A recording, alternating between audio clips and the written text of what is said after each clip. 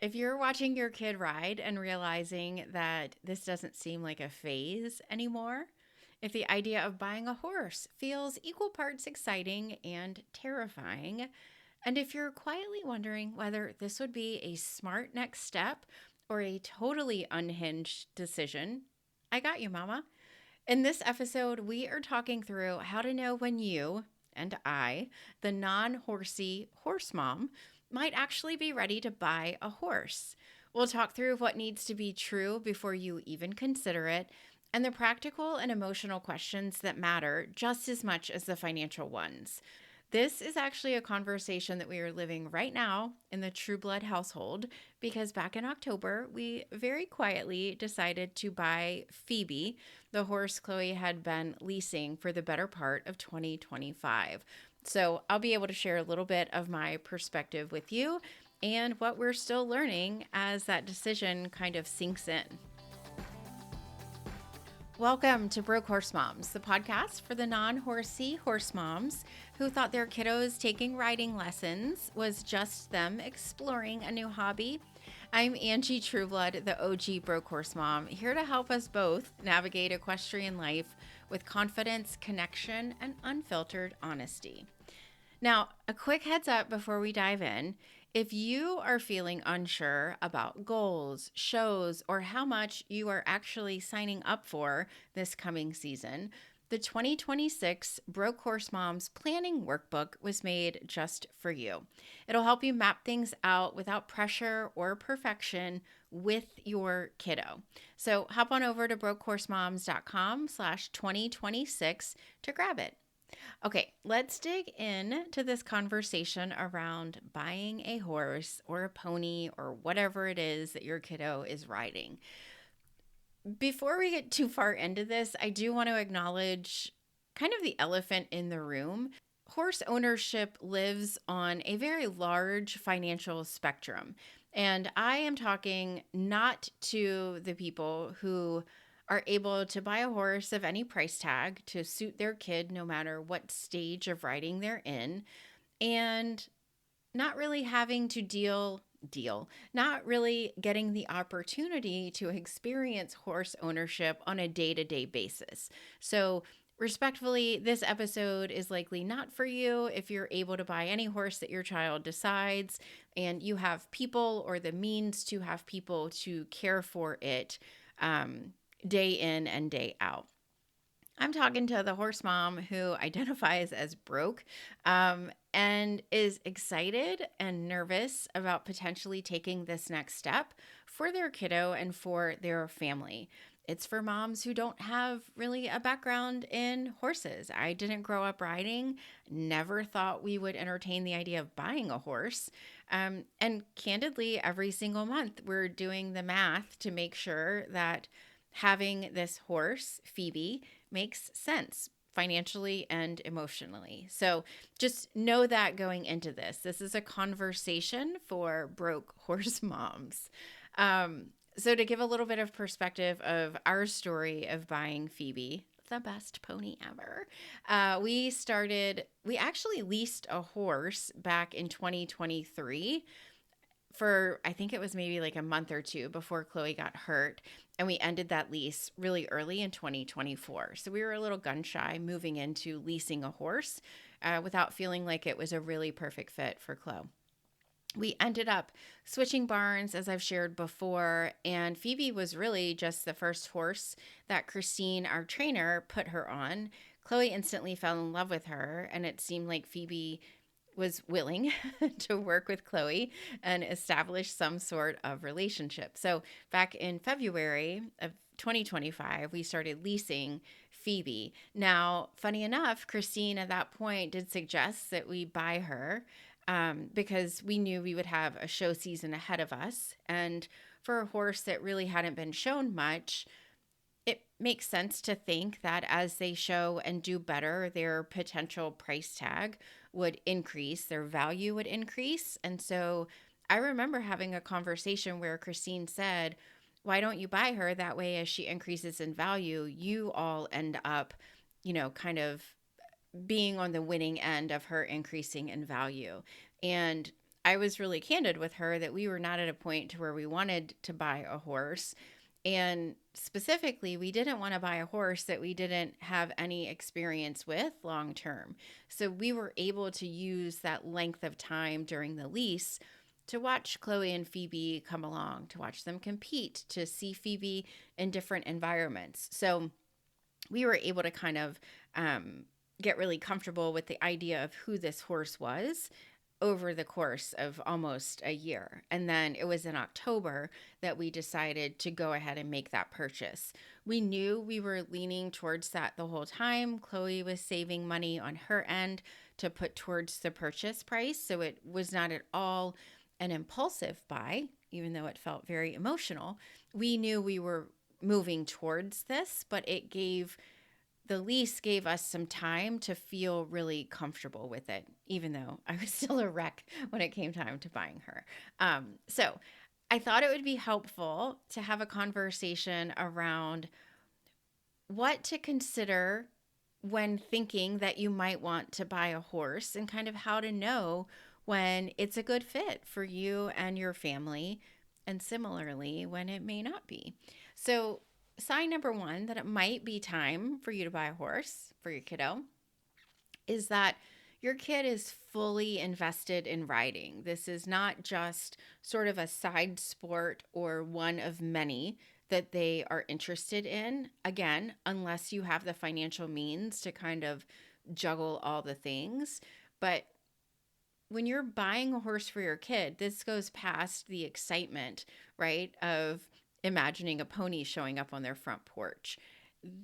You need to make sure that your kids are already demonstrating a willingness to show up at the barn on hard days, on holidays, on snowy days, without you as the parent being the one to push them to do that. Because that's what it's going to take when they own that horse.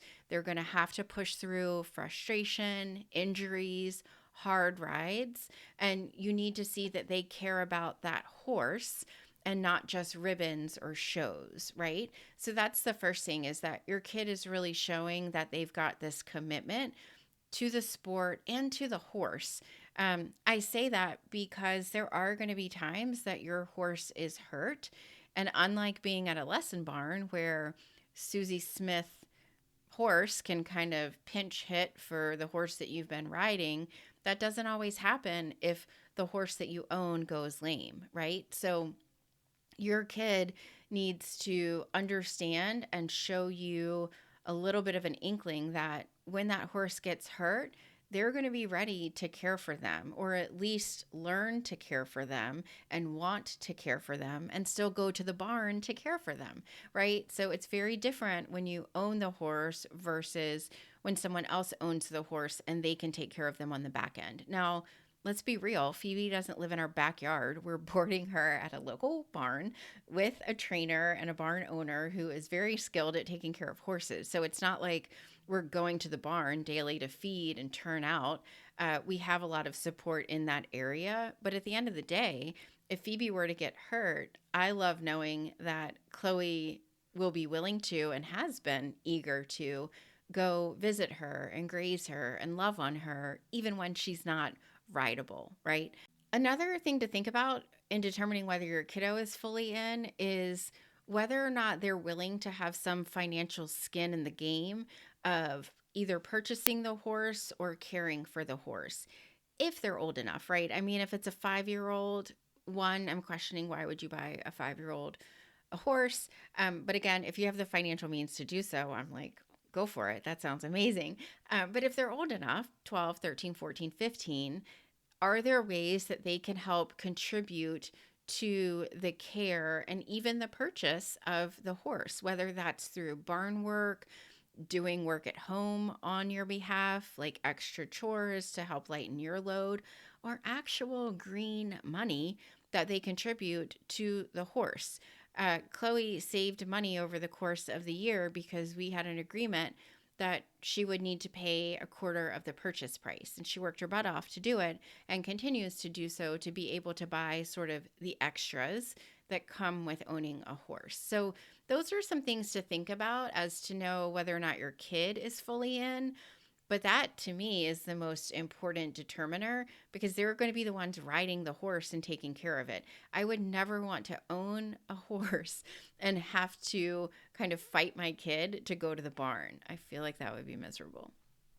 Okay, sign number two, and something else to consider is that you, as the parent, are also committed and really have the capacity to do what it takes to get your kid to the barn. So, I mean, unless your kid is 20, ownership doesn't just belong to the kid. I signed the bill of sale. I'm responsible for this living animal. And you, as a parent, are committing to a lot of barn trips. We are at our barn 5 to 6 days a week. I know not everyone that owns a horse does that, but I think it's something to really consider. Can you maintain a consistent schedule, not just for lessons or your kid doing maybe one extra ride a week, but I know in our house, we're going up for her to ride just exercise rides for Phoebe or to do some special exercises to build up her hind end. Like, do you have the capacity to go up there to rehab the horse if he or she needs it, right? Do you have the capacity to go to the barn when the vet comes if it's for a specific problem? I know I want to be there. If we're seeing something that seems off on Phoebe, sure, the trainer will be there, the barn owner will be there, but I want to be the one that's hearing what's happening with her so that we can take an active role in her health. Um, the other piece of it, mamas, is where's your capacity to add to your mental load? Because let's be real, this is likely not the only thing happening in your life. You may have another kid, you may have a job, a spouse. Are you able to take on the load of scheduling going out to the barn, scheduling shows, scheduling some of the people that will care for the horse, right? Is this something that you're in a mental space where you are able to add something to your plate? I'm sure, and maybe this is a future episode. Are there ways to make that easier for you? I'm thinking yes. I don't know any off the top of my head, but would love some if, listener, you have any ideas. So that's something to really think about is okay, cool. If you're a rider, if your kiddo is really committed, are you able to be fully committed as well? So something to think about for sure before you buy the horse and then you're like, oh, hell, I had no idea this is what it took.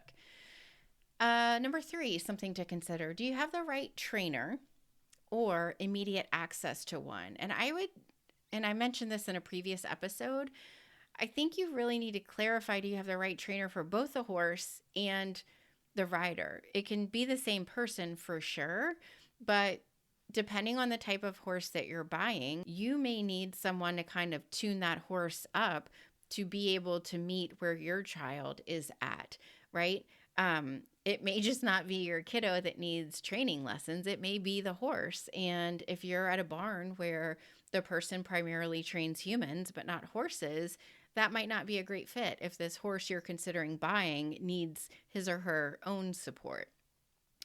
Ideally, you need a trainer who really understands your kid's confidence level, their learning style, and also their level of readiness, knowing exactly what they can kind of handle in terms of a horse. What are the quirks that are going to be fine for them? What are the things that the horse might do that's really going to turn your kid off and ruin that bond? You know, there's some kids who like a really fast horse. There are other kids who are a little more skittish around horses that go fast and have big emotional reactions to things. You need to have someone in your corner who knows that about your kiddo that can help you pair with the right horse. Because let's be very candid, you and I are, especially in the beginning years of watching our kid ride, we don't have experience in that. So buying a horse without someone that you feel is really in your corner, really knows your kid, it's not always going to end well, right? You need someone that's going to tell you, no, it's not the right time for you to buy a horse for this kiddo. Or if they're helping you shop for horses, someone that's going to say, nope, not that one, not a good fit because XYZ. So making sure you have the right support in place as you start kind of searching for the perfect, my goodness, as you start searching for the horse you will ultimately buy. So I can't really sugarcoat number 4, but the financial reality check of buying a horse. Let's be honest, the purchase price will be the least of your financial stressors. So if you've been hanging on by the skin of your teeth thinking, oh, I need to come up with the $5, 10, or $15,000 to buy the horse. No, ma'am, there's more to it than that. If you haven't leased, and this is why I'm such a huge advocate of leasing a horse before buying a horse, so that you and your family can get in the habit and the groove of paying for board, paying for lessons, paying for the vet, both shots that are like regular routine vet visits, but also surprise things that pop up on horses, paying for the farrier, the feed, the supplements, all of these things that when you are riding lesson horses, you're likely not paying for. Often when you're leasing a horse, some of this stuff you don't have to pay for because the owner will put it in sort of like a package pricing, right? Well, that packaging is gone once you buy, and there's no kind of budgeting. Okay, I know I need to budget $1,000 a month for this horse. Yes, I recommend that, knowing though that some months will be more than that $1,000. In an ideal world, some would be less than whatever it is you're budgeting. But, there's going to be ups and downs, and understanding whether or not your family is in a position to be able to handle those ups and downs. So that's kind of the big one. And I feel like people kind of go to this piece of it first, like, oh, we have the money, now we can buy the horse. But I actually think for sure, if you don't have the money to buy, none of these other pieces matter.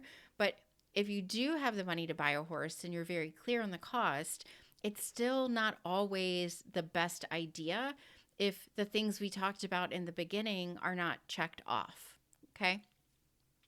Now, speaking of finances, Broke Horse Moms, as you likely know, is a listener-supported endeavor, which means there is no large production budget powering this baby of ours, just myself and my occasional guest tackling the topics that every horse mom has wondered about. So if you are enjoying the show, finding it helpful, and want to help be a part of keeping it going, you can throw a few dollars our way through a program called Buy Me a Coffee. The link is buymeacoffee.com/brokehorsemoms. I'm never pressuring you ever, for sure. Just really appreciative of your being here. And I'm sending a lot of love for those of you that have already contributed. Thank you from the bottom of my heart. So again, if you're interested in supporting the show, buymeacoffee.com/brokehorsemoms. Okay, back to buying a horse and how to know when you might be ready.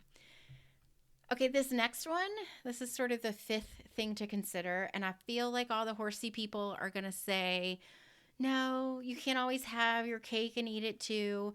But I think it's really important as a mom to have actually tried the horse more than once. This is why I'm such a big advocate of leasing a specific horse first before buying it. Primarily because we leased a horse first and it ended a little dramatically, but it ended up not being a fit, and it was a horse that we were actually considering buying. So I know horse people don't always want to do this when they are selling a horse, and I get that because horse people can buy a horse for $1,500 because it's a good deal and they see potential in this horse and they have the wherewithal to navigate and rehab and train and do all of those things with that horse. We, as broke horse moms, do not have that luxury or that experience to be able to do that. So I think especially when you're buying a horse for your child, it's really important to get some experience. And honestly, if you can get a lease situation first to where maybe it's even written as a lease to buy agreement, then you can know what to expect from that horse. Again, for us, we were able to see Chloe ride Phoebe under different conditions, under different seasons, which thank goodness, if we would have bought her in February, we would have never known how this fool of a mare reacts to going into heat and what we need to put her on to help, regulate that. We were able to take her not just off property to a local show, but to a show to where we had to trailer her 2 hours away, right? We got to see the best of her and the worst of her and of her and Chloe in a partnership and decide, oh, hey, that worst day, I'll take it. We'll do that every day, right? So I think that's really important.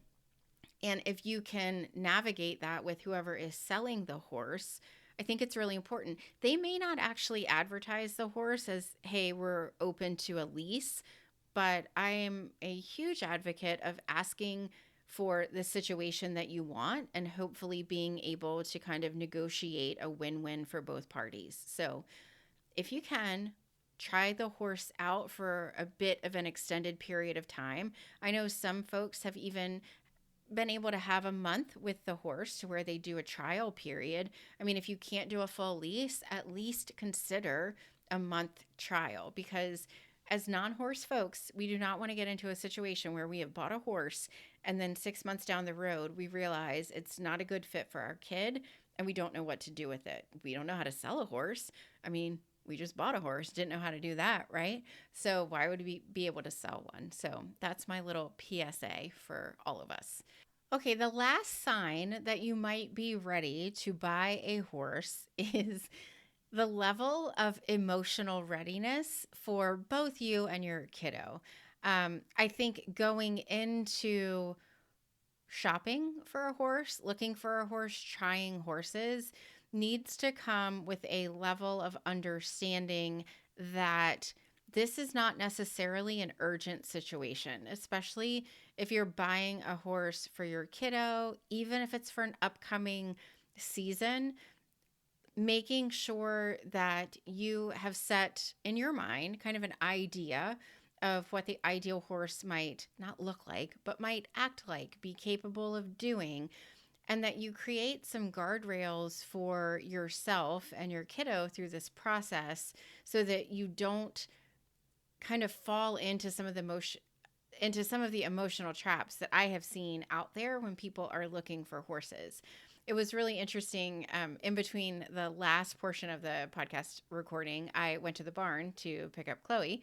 It's shocking, I know. But I asked an adult rider that was there and her trainer if they had any input, and they gave some really great feedback and thoughts. Thank you, Micah and Christine, which makes me think we actually need a second episode about when you're actually looking and trying horses. So how to navigate that whole process. But one of the things that was mentioned was getting really clear on what it's going to take for you to make a decision. And the thought that I had, the whole, how do you know when you're ready to buy, is that you feel really confident that you're going into a situation with the emotional space to look without feeling pressured. I would say I have had many friends who have gotten into situations where they are literally pressured into buying a horse, whether that's a false sense of urgency created from the seller saying that, oh, I've got these other people lined up to buy this horse at XYZ price. If you want it, you need to get it now. Whether it's a trainer who is saying, you really need this horse to kind of move forward this year. And I, as a horse mom, want to tell you, you should never feel pressured into buying a horse. You should never be kind of pulled into a false sense of urgency on someone else's timeline. If you have your own level of urgency for, a reason that makes sense to you and that you're comfortable with, cool. But being really emotionally ready and confident to enter into this process, knowing what are the criteria that I'm looking for? What is the price point that I won't go above or beyond, right? We'll tackle those specifics in another episode, but I think knowing that you're in a place where you're ready to make those decisions and feel confident that you can, is something to really look for as you're stepping into the space. I will tell you, even though we leased Phoebe for the better part of a year, Chloe and her had a wonderful season.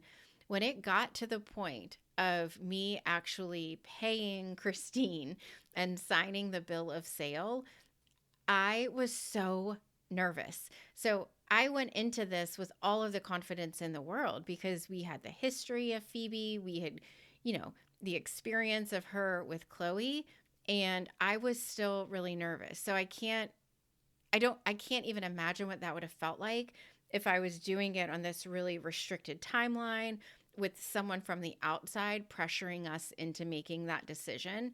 I brought enough nerves to it on my own without having someone from the outside creating that sense of urgency. So just know that. And you might be wondering, okay, well, you bought the horse. How does it feel? It's so funny because I think, I hear where people are like, oh, it gets really real after you buy the horse, the cost and all of this stuff. And the funny thing for me is once she was ours, I felt this insane sense of relief because I was like, she's ours. Of course she is. I felt a sense of peace even when she, I don't know if she really went lame after we bought her. She had a couple of weeks of feeling a little bit off to Chloe. And whereas strangely, when we were leasing her, that alarmed me and stressed me out more than when she was ours. So, as much as I guess everyone going into this is going to have stress and emotion throughout the process, but for me, it was more stressful kind of leading up to the buy than actually the ownership piece of it. The ownership for me just feels like, well, yeah, she's ours. We're going to take care of her. We get her forever.